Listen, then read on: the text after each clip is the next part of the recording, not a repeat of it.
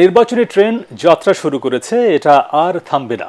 জাতির উদ্দেশ্যে দেওয়া ভাষণে এমন মন্তব্য করে কয়েকদিনের মধ্যে নির্বাচন কমিশন গঠনের কথা জানিয়েছেন প্রধান উপদেষ্টা ডক্টর মোহাম্মদ ইউনূস।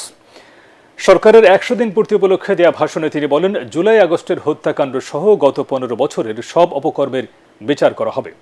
ভারত থেকে ফেরত চাওয়া হবে শেখ হাসিনাকে। বিস্তারিত মনির রহমানের রিপোর্টে। প্রিয় দেশবাসী, ৮ আগস্ট শপথ নেওয়ার মধ্য দিয়ে প্রধান উপদেষ্টা ডক্টর মোহাম্মদ ইউনূসের নেতৃত্বে দেশ পরিচালনা করছে অন্তর্বর্তী সরকার। সরকারের প্রথম ১০০ দিন পূর্ণ হওয়ায় জাতির উদ্দেশ্যে ভাষণ দেন প্রধান উপদেষ্টা। আসসালামু আলাইকুম।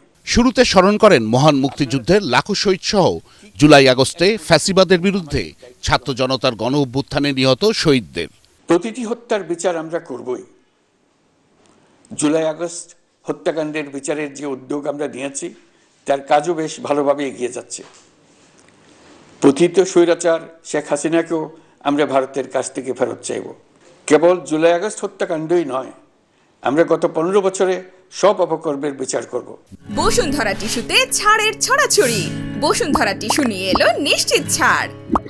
গণ অভ্যুত্থানের সব শহীদ পরিবারকে পুনর্বাসনের কথা জানান প্রধান উপদেষ্টা। আহত সবার সম্পূর্ণ চিকিৎসা ব্যয় বহন করবে সরকার। প্রতিটি শহীদ পরিবারকে সরকারের পক্ষ থেকে ৩০ লক্ষ টাকা দেওয়া হচ্ছে। যারা বুলেটের আঘাতে তাদের দৃষ্টিশক্তি হারিয়েছেন, তাদের চিকিৎসার জন্য নেপাল থেকে কর্নিয়া আনার ব্যবস্থা করা হয়েছে। জুলাই অভ্যুত্থানের কোনো শহীদ এবং আহত ছাত্র, শ্রমিক চিকিৎসা সেবা এবং পুনর্বাসন পরিকল্পনা থেকে বাদ যাবে না। এটি অন্তর্বর্তীকালীন সরকারের অঙ্গীকার। ডক্টর ইউনূস বলেন, দেশ পরিচালনার যাত্রার শুরুতে অর্থনীতি ছিল বিপর্যস্ত, বৈদেশিক মুদ্রা রিজার্ভ ছিল তলানিতে। আসন্ন রোজায় নিত্যপণ্যের সরবরাহ ও দাম স্বাভাবিক রাখতে কাজ করছে সরকার। গত ৩ মাসে রিজার্ভে কোনো রকম হাত না দিয়েই আমরা প্রায় $2 বিলিয়ন বৈদেশিক ঋণ শোধ করতে পেরেছি। জ্বালানি তেল আমদানিতে পুঞ্জীভূত বকেয়ার পরিমাণ $478 মিলিয়ন হতে কমিয়ে $160 মিলিয়ন আনতে পেরেছি। প্রায় ৩৪ মিনিটের ভাষণে গুরুত্ব পায় নির্বাচন ইস্যুটি। নির্বাচন কবে হবে এই প্রশ্ন আপনাদের সবার মনে আছে, আমাদের মনেও সারাক্ষণ আছে। কয়েকদিনের মধ্যে নির্বাচন কমিশন গঠন হয়ে যাবে। তারপর থেকে নির্বাচন আয়োজন করার সমস্ত দায়িত্ব তাদের উপর বর্তাবে। ইতিমধ্যে অন্যান্য সংস্কার কমিশনের সুপারিশমালা নিয়ে আলাপ চলতে থাকবে। নির্বাচন ছাড়াও আরও গুরুত্বপূর্ণ সংস্কার করার ব্যাপারে ঐক্যমত গঠনের জন্য অতিরিক্ত সময় প্রয়োজন হতে পারে।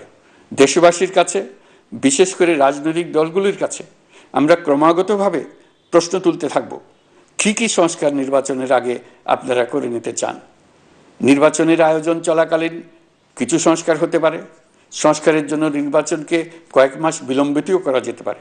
অন্তর্বর্তী সরকারকে সমর্থন দেয় বিশ্ব নেতৃবৃন্দকেও ধন্যবাদ জানিয়ে ডক্টর ইউনূস বলেন, প্রথমবারের মতো বৈঠক করতে কয়েকদিনের মধ্যে দিল্লি থেকে ঢাকায় আসছেন ইউরোপীয় ইউনিয়নের ২০ রাষ্ট্রদূত। আমরা ২ দিন পরে চলে যাব, কিন্তু আমাদের মাধ্যমে জাতির জন্য যে ঐতিহাসিক সুযোগ সৃষ্টি হলো, সেই সুযোগটা যেন কোনো রকমই হাতছাড়া করে না দিই, এটার ব্যাপারে দৃঢ় থাকার জন্য আমি দলমত, নারী পুরুষ সবার কাছে আহ্বান জানাচ্ছি। সবশেষে ফ্যাসিবাদী সরকারের দোসরদের ষড়যন্ত্রের হীন প্রচেষ্টাকে নস্যাৎ করে দেওয়ার কথা বলেন প্রধান উপদেষ্টা। পতিত সরকারের নেতৃবৃন্দ যারা এদেশ থেকে বিপুল পরিমাণ অর্থ পাচার করে নিয়ে গেছে, সেই অর্থে বলিয়ান হয়ে তারা দেশে ফিরে আসার জন্য চেষ্টা করে যাচ্ছে। তাদেরকে কিছুতেই সফল হতে দেবেন না। তারা সফল হওয়া মানে জাতির মৃত্যু।